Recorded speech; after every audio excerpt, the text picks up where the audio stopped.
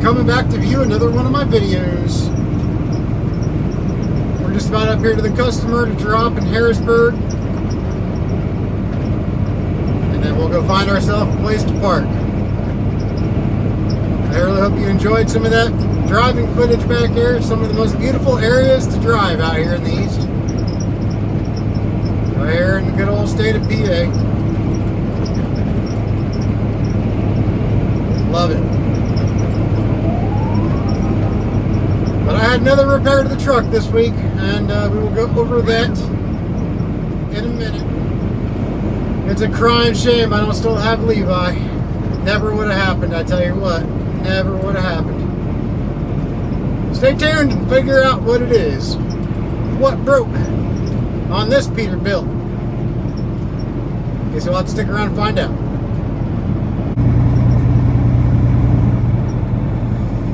I swear, people. I swear by the moon and the stars in the sky, I'll be there. I swear. Okay, I'm sorry. I'm sorry. I wonder how many people I just lost on that one. I'm an 80s kid, all right. I grew up in the 90s. That crap was everywhere. That music. All for one, baby. Come on now.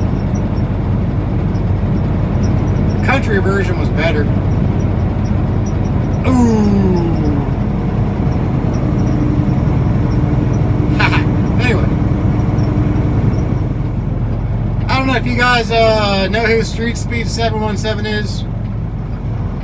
On the YouTubes, his channel's a little bit bigger than mine. Just a tiny, teeny bit bigger than mine.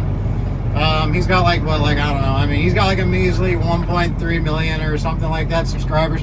Anyway, he lives in this little area, and I've actually seen, that is a sweet Mustang, by the way, in front of us. That is a California Special GT. Oh, listen to that. That was just, oh man, that was nice. I'm not going to make this light.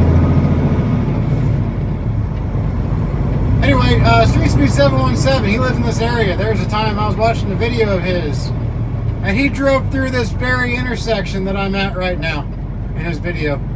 And I knew that because you got that Speedway there, you got that Dunkin' Donuts right there, you got the Walmart right there to the left. But yeah, drove right through this very intersection.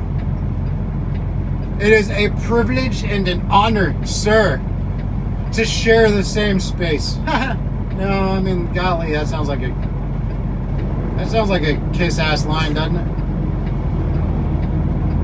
Man, let's just go get this load delivered. It's gonna be a while for this light to turn green. I swear by the moon and the stars in the sky, I'll be there. I swear. Dang, JB Hunt, that was a good tight little turn. Whoa, that green dump truck. Holy cow, he almost cut somebody. Well, he did cut somebody off, but he almost ran him over. So are you guys on the edge of your seat now waiting to know what I broke on my truck? Are you? Are you? I ain't gonna tell. Oh, a Lucid Air. Oh, look at the kitty. You see that? That was a Lucid Air. That's one of the only electric cars I actually like. The Lucid Air. That's a sharp looking car. But anyway, are you guys excited? Is the anticipation killing you to find out what I broke on my truck? Is it? Is it? Huh? Huh? Is it? Better be. But I ain't gonna tell you yet. Oh, woosah, woosah. Here we go. Please go, truck. Thank you.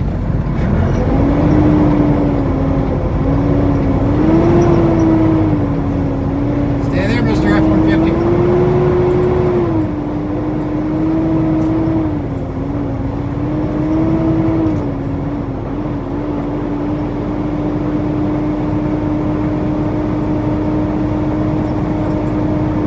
Looks like to go nice and slow down that hill. It's a pretty steep hill right there. And you got this light here at the end of it.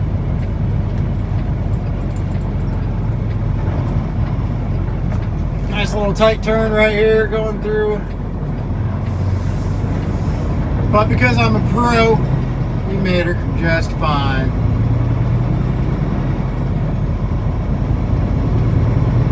Big old train yard to the left. I mean a big old train yard. Rail yard, whatever you want to call it. Somebody's gonna be in the comments, it's not called a trail or a train yard, it's a rail yard, you moron. A distinction without a difference. It has been a windy drive today.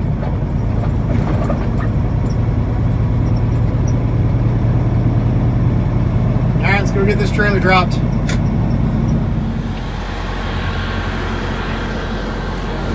I officially feel old now, guys. I really do. I was helping my wife move some furniture around the other day. We've got 2 big couches and a very heavy recliner chair. And we're moving furniture plus a giant entertainment center with a big TV, all that crap. And, well, you know, she decided, hey, you know what? It's not even Thanksgiving yet, but let's go ahead and decorate for Christmas. So we went ahead and I had to help rearrange all the, you know, couches and everything. Of course, there I am, you know, doing the manly work, like lifting the couches by myself to get those rearranged and moved and all that crap. And as I was walking down, you know, like, you know how like the couch is up on end, and I'm letting it lean towards me, and I'm walking it down. And as I got almost to the floor, the lower part of my back said, "Nope, not today, Corey. You ain't getting by with this today." And ever since, it's been hurting like a son of a bitch. So now when I get out of the truck, I feel like I'm 70. I can barely drive my Mustang right now because getting in and out of that has proven to be too treacherous. So I can at least just slide in and out of my pickup truck. But getting out of the semi-truck sometimes after sitting in it for so long, it is a task that I would not like to endure if I don't have to, but I have to. So let's go ahead and get out of the truck and we'll see. Like I feel like I'm 70 because when I get out, I'm like hunched over. All I'm missing is a walker. So maybe I should have bought a Corvette. I would have fit perfectly with the white sneakers and jean shorts and, you know, ankle or, you know, like calf high socks. Would have fit perfectly into that group right now. Anyway, let's go ahead and get out here and get this trailer disconnected. Do it.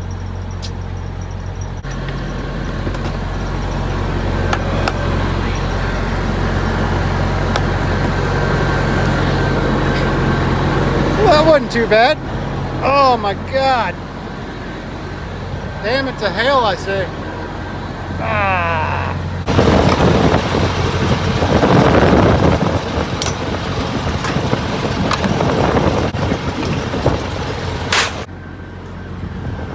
Oh, why? But this light always wants to pop out. Anyways.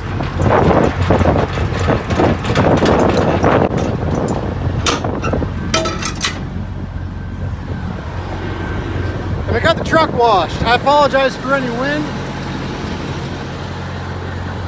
But yeah, we got the truck washed. She's looking all pretty. That has a clue to do with what broke on the truck. I had to get the engine washed.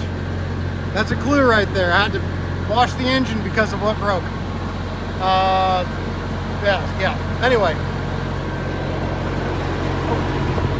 I need paperwork.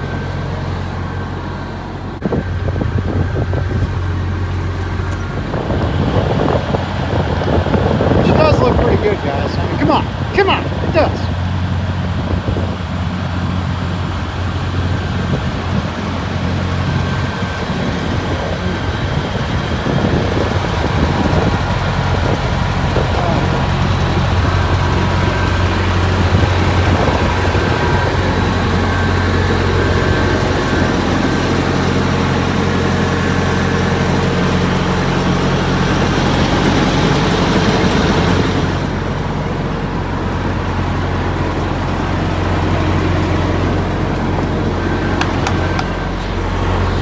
Oh, and something else that really made me mad today. Just a tragedy of an event. I tell you what, man. I spilled all my coffee all over the floor of my truck. Never would have happened if I still had Levi. Just wouldn't have.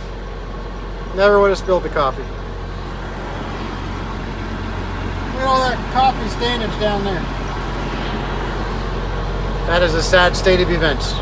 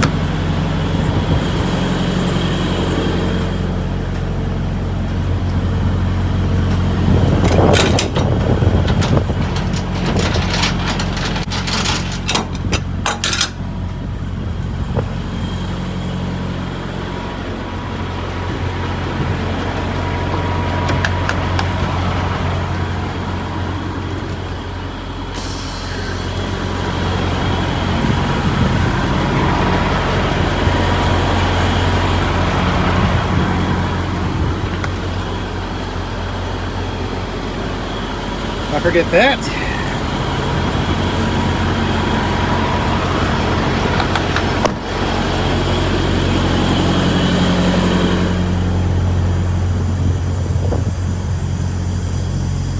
Make sure our tires have air. These are actually nice tires. These look like they've been recently replaced. The air you're hearing right now are just the airbags airing up.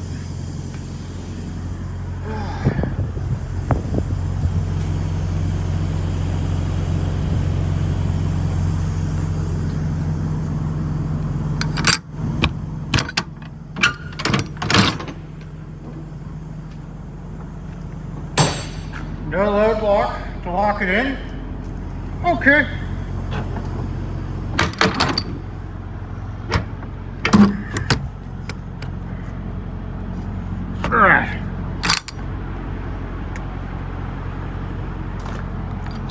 Can I do this one-handed? Probably not. Not very good at this kind of thing. Oh, do I got it? Heck yeah, buddy.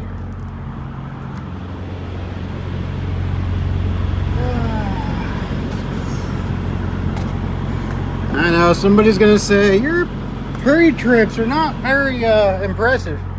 Don't care.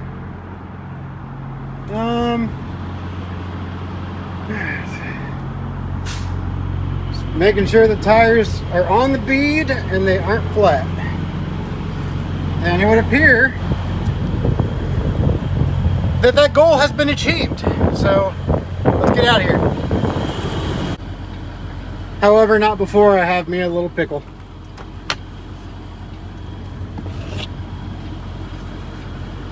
Ha.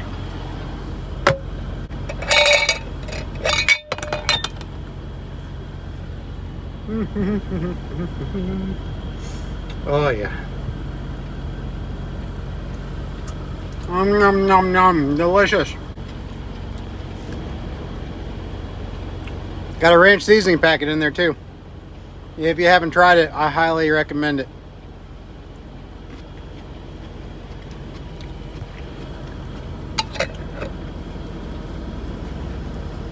All right.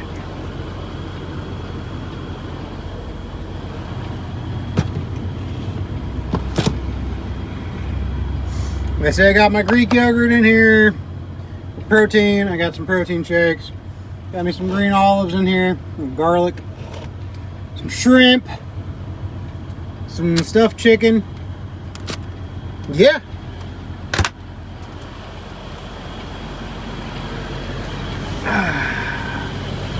Let's go.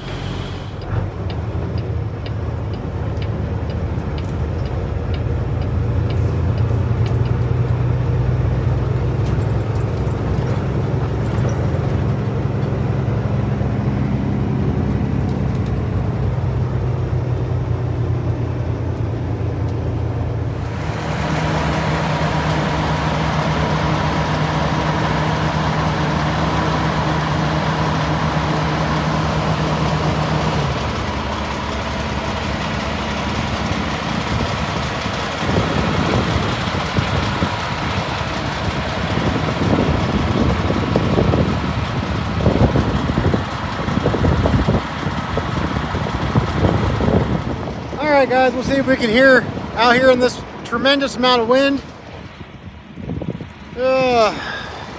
Anyways, you guys ready to find out what happened to the truck? Alright. We'll go ahead and take a look at her. See what happened.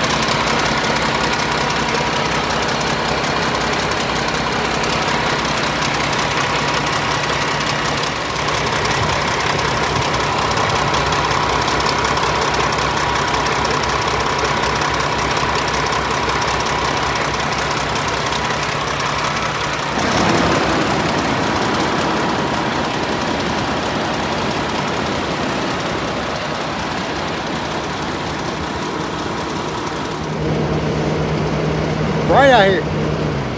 In case you guys, I don't mind the hair. In case you guys couldn't figure it out, the radiator gave way on me. Yep. I'll tell you about it here in the truck where I don't have to scream.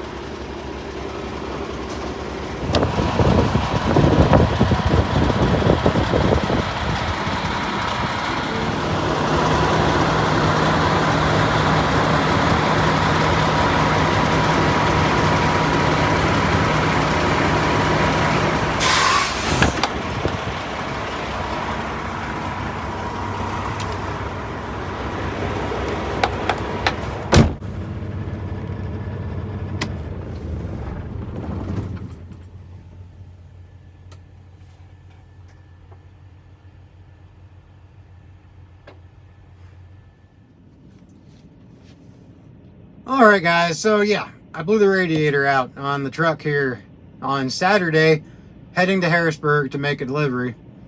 I was heading up. The hill there on 470. Yeah, 470. I was heading up the hill on 470. Right before the Wheeling, West Virginia TA exit at exit 11 there at Dallas Pike. And my low coolant light came on, and then I saw, at the time I didn't know if it was, it was all happening so fast. I didn't know if it was smoke or if it was steam, but I saw one of the two coming up from under the hood. I thought, this isn't good, not okay. Right there, if you guys know that area, there's like no shoulder at all. It's a steep hill. Well, that particular hill isn't that steep. It's like 4%, I think, 4 or 5%. But it's long. It's a pretty long hill, and there's zero shoulder. Zero. It's 3 lanes across and 0 shoulder. I was able to, right after I got the low coolant light, I got the stop engine immediately light. But my temperatures were not excessive, so I kind of limped it up to the next exit, which was the Cabela's exit 10, and I was able to get off onto that exit kind of and get at least off of the main travel, and pop the hood, and I was really hoping really hoping that maybe a hose clamp came off or a hose blew. Something simple. Something that, you know, no big deal. That's what I was hoping anyway. That's what I hoped. So, got out of the truck, opened the hood, and in case anybody's wondering, I never videotape when something like this happens because I don't think about it. My mind is everywhere else at that point. Like, what am I going to do? Who am I going to call? What wrecker company might I need to call to tow me somewhere? All this just runs through your mind like a flood of thoughts. So much so you just don't even realize it. You don't even understand it half the time because it's just flowing through your head so fast. You know, you're like, okay, well, you know, what am I going to do? What's next? How bad's the problem? So I don't really think to grab my phone and run out there and, you know, record it. I'm not that level of a YouTuber yet, I guess. I just don't do that. So we got out of the truck. Well, I got out of the truck, and threw the hood open, looked at it. Coolant everywhere. I'm like, oh boy, that's not good. And I couldn't find a single busted hose or anything. Nothing obvious. And I'm like, yeah, that's not good. That's, if it's not obvious, it's probably the radiator. So I had about a gallon. You know, I always carry spare fluids with me. That's what you should do. You should always carry spare fluids in your truck. So I went ahead and threw a gallon of coolant in, because it really wasn't super low in the reservoir. It was below the sensor level, but it wasn't super low. It was still in the reservoir. So I threw a gallon of coolant in, and keep in mind, it was a Saturday afternoon. Well, it was a Saturday going on the afternoon. It was like 11:30 in the morning. And you don't have many options on a Saturday, let alone afternoon, to have your truck towed somewhere and have them repair it that day. It just doesn't happen. Not many shops are open on a Saturday, at least not, again, afternoon. You can get it towed anywhere. There's always going to be a wrecker company open. They'll charge you a premium probably to tow it on a Saturday, because it's cheap any other time of the week, right? So I could have had it towed somewhere, but then I just would have just sat there till at least Monday. Or I could limp it the mile that I was from the TA in Wheeling and have them look at it. I'm not a big fan of having the TA do large things like that to a truck. But you know, when you're stuck between a rock and a hard place, where can you go? You know, you kind of got to just take the only option you got. And sometimes it's the option you don't want, but it's what it is. So I put a gallon of coolant in. It was enough to raise it above the sensor and shut off all of my lights on the dash. And like I said, I was barely even a mile. You know how far the Cabela's exit is. If you know the area, you know how far the Cabela's exit is exit 10. The Dallas Pike exit where the TA is exit 11. I don't even believe it's a true mile between the two exits. So, but by the time I got to the exit with the TA, my lights were back on. Stop engine immediately. Low coolant. Blah, blah, blah. I'm like, fantastic. But again, I knew it was coolant, so if I just kept an eye on my temperature and I didn't let it get above anything excessive, I'd be all right. So that's what I did. My temperatures never got above 200, so there must have been enough coolant in there to suffice the system, at least to keep temperatures down. So that's all that mattered. Got to the TA, checked in. They put me in a door immediately, which I was amazed. That right there impressed me. Brought me in there. They pressure tested it because that's what you do in a situation like that. If you don't know where the leak is, you pressure test the system, and that will you mimic the pressure of, under a load. And then that will show you where the leak is coming from. Hang on, let me go ahead and do this. I think I forgot to... Yep, still on duty. Oopsies. Anyway, it'll mimic, the pressure of being under a load, and it'll shoot out the coolant wherever wherever it's coming from. You know, we were looking for it. It was gushing out. And it was gushing out of the top of the radiator. So I'm like, oh, well, there's the answer to the question I didn't want answered. At first, they said they weren't going to be able to get a radiator in because it was, you know, so close to noon. And there was actually a Peterbilt dealer right across the street from them. But of course, they closed at noon, which is why I didn't even bother trying to go there.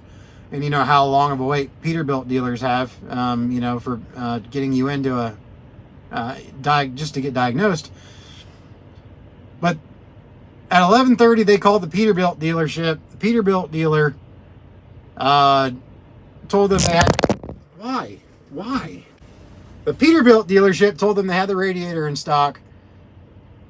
Within 10 minutes of them finding out the radiator was there, they had their service truck backed up to my truck in their bay with the new radiator in box, ready to be installed.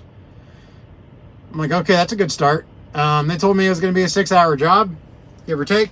I'm like, okay, I kind of figured that. But they said it would be done that day, so I'm like, sweet, whatever you got to do. I went to the driver's lounge. 2.5 hours after I got to the driver's lounge, I get a call saying, Mr. Carnes, your truck is ready to go. You got your radiators in there. You're good to go. I'm like, holy crap. In 2.5 hours, they had the old radiator out and the new one in. I'm like, oh, that worried me. I'm like, that's too fast for a radiator, man. But so far, so good. I haven't had any issues. The system burped itself a couple of times. So I had to add a little bit more coolant to it. That's to be expected after you do a job like that. By burping, what I mean is like there might be an air pocket in there, and the air pocket gets filled in, and then the level of coolant goes down. So you've got to put more in. So that's you know, I had to do that a couple of times, but I haven't had to do it since. And with that new radiator, this thing is running so much cooler up hills. You know, the engine fin rarely kicks on anymore going up the hills in PA. It's really amazing. But, you know, I had to take it to the shop to get the PM on Monday and had them look it over. I'm like, hey, they did this radiator super fast. Can you guys just look it over and make sure nothing is, you know, not up to spec? And they did. They said it's fine. They said, yeah, 2.5, 3 hours to replace a radiator. That's pretty dang fast. But they said they couldn't find anything that they did wrong. So that's good. But yeah, we had the PM. And I, you know, got all new oil and filters and stuff on here at, you know, my shop. Trying a different shop. There's a shop only about 5 minutes from my house. I don't know why I haven't tried them. I mean, I've tried them for like minor things. But I don't know why I haven't kind of made them more of a regular. But, you know, like I said, they're 5-10 minutes from my house, called Miami Valley Truck Center. And really nice shop. You know, good people there. I like them. And I went ahead and decided to give them a little bit more of a bigger job than I had before and have them kind of do the service. And they did a good job. They told me I need some kingpins. I was kind of wondering if I did or not before that. So they told me I needed some kingpins. I didn't ask them to look at the kingpins, but when they lubed the kingpins, you know, they found that the kingpins were a little loose. So they gave me a estimate on that, and I'm going to set up an appointment here soon and get that taken care of. But yeah, you know, radiator, it went out. Now I'm sure you guys are probably asking, well, how much did that cost? Pretty penny. It cost me, at first they misquoted me, but on the good side, they said it was too much. They gave me a higher quote than what it really was, because the Peterbilt dealership quoted them more than what the radiator was actually going to cost. At first they quoted me $6,300 for the job. You know, again, stuck between a rock and a hard place. I okayed it. I mean, what am I going to do, right?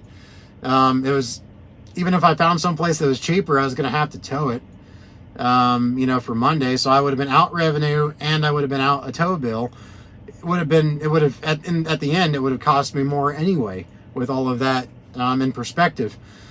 So I said, okay, go ahead and do it. Well, I got the radiator, and they came back and they said, hey, by the way, good news. We misquoted on the radiator. The price is actually out the door, $5,300. I'm like, okay, that's better, but that's still $5,300.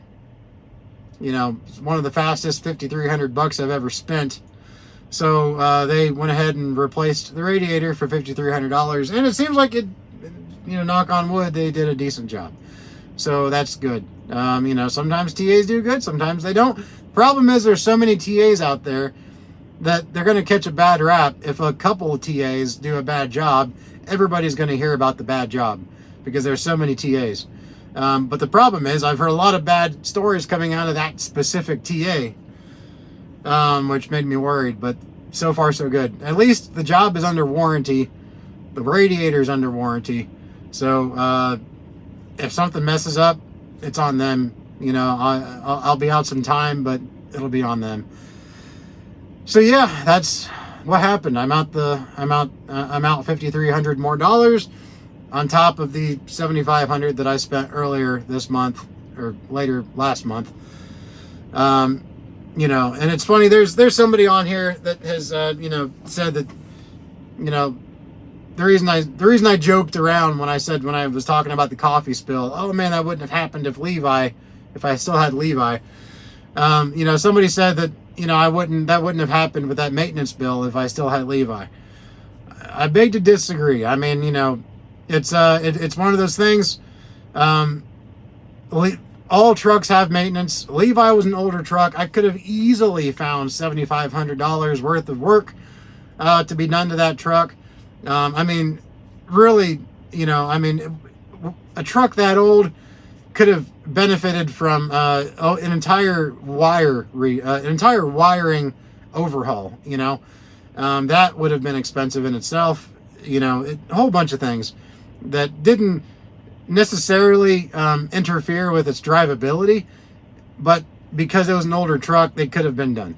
And the things that I had done at Keith's did not interfere with the drivability of this truck. They were just maintenance items I needed to get done, and that's that. So yeah, I could have easily spent $7,500 on that truck, on the old Levi. And then when I joked around about the radiator and saying, "Oh man, if I had Levi, I never would have blown a radiator on Levi." Of course, I could have blown a radiator on Levi. It's just sarcasm, and all of that jazz. In all reality, you know, that gentleman and myself, we just have different ways of running businesses. We can be amicable in the comments for the most part about it. We have different goals with our businesses, and we have different methods of reaching those goals. And the great thing about capitalism is that we can have completely differing goals and different means to an end than each other, and still be very successful. And that's the beauty of capitalism. You're not forced to do one thing the same way no matter what. So, you know, I have my way, he has his way. And you know, we agree to disagree.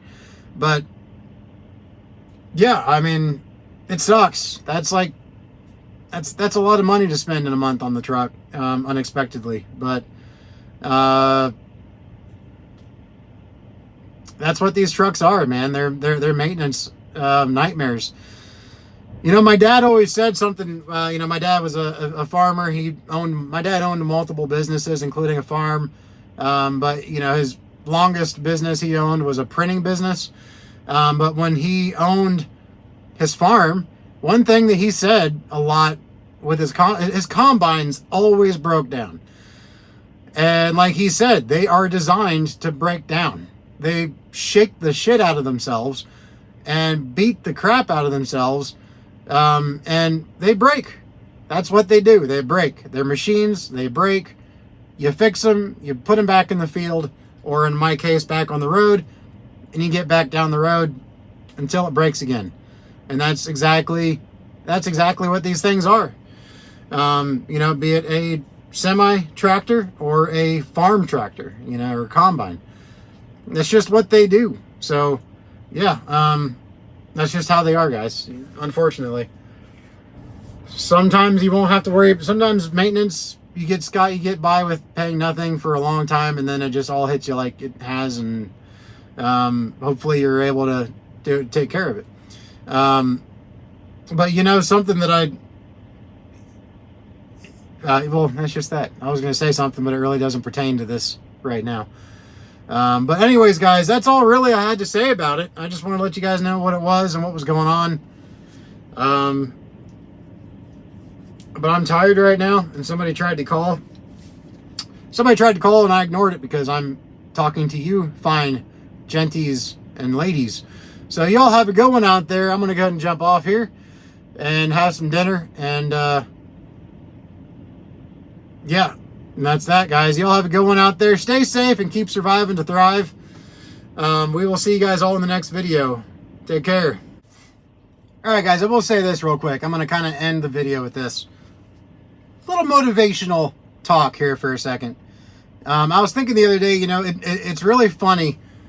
It's funny how we all tend to focus, you know, like, I'll just say this. I know I'm all over the place, man. I really am. We tend to focus a lot on things that we have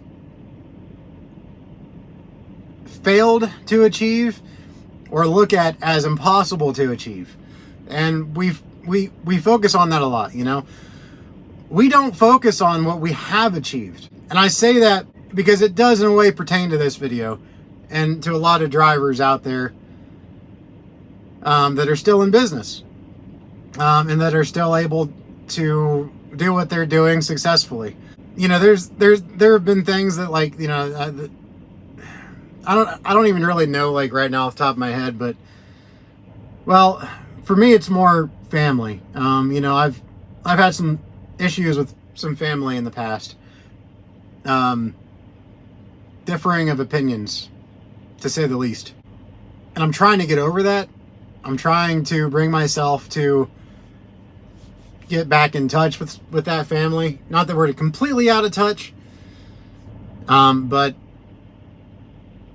I would like to get back to where I can visit them more and talk to them more and not feel uncomfortable. And I think to myself, man, that's just such a crazy idea because it's been so long. But then I think to myself, like, look at the things that I've achieved. If I can achieve what I've achieved, then why can't I do what I want to do with my family? Again, that's my personal experience, you know. And by things that I've achieved, you know, examples are, for one, like, I don't even look at it necessarily in this way, but I've achieved massive weight loss. I'm in a much healthier position to spend time with my family now. You know, I did that. It may not be the way that other people go about it, but I did that. I found a way and I achieved that goal.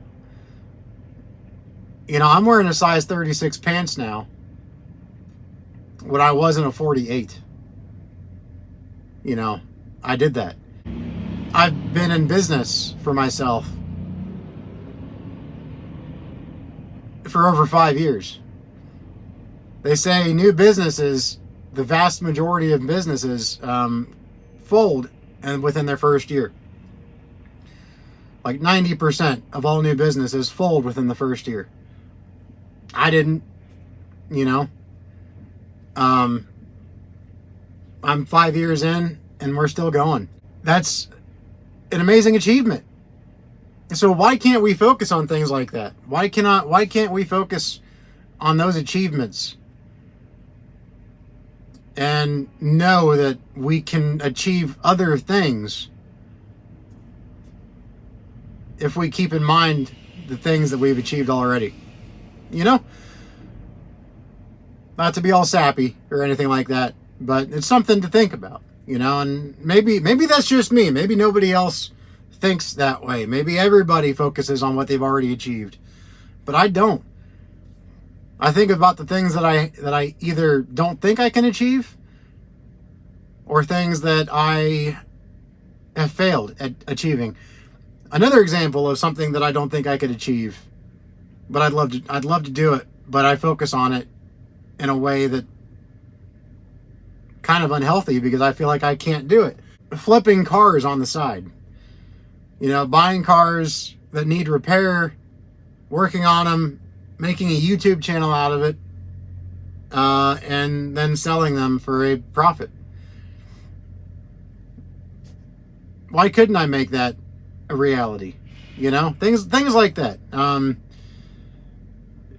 It seems like it's such a lofty goal, but hell, so is starting a business.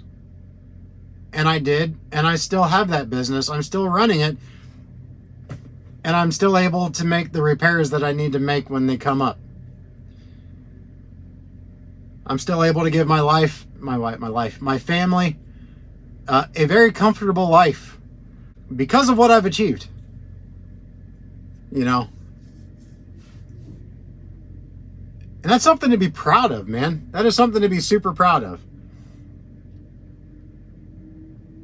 No need to focus on things that you can't achieve or that you feel like you can't achieve. Look at them as things that are just achievements to be seen later. It sounds cheesy, but what can I say, you know? You have a lot of time to think out here, you know? You just do. You have a lot of time. A lot of stuff goes through your head when you're out here on the road. Hell, here's something I've achieved, and this has to do with my weight loss. You know, never in my adult life have I ever been able to ride a roller coaster because I've been too fat. I've been too fat to ride a roller coaster because that lap bar won't come all the way down, and or the third line of defense or of restraint, the fabric, the cloth, the seatbelt part won't reach.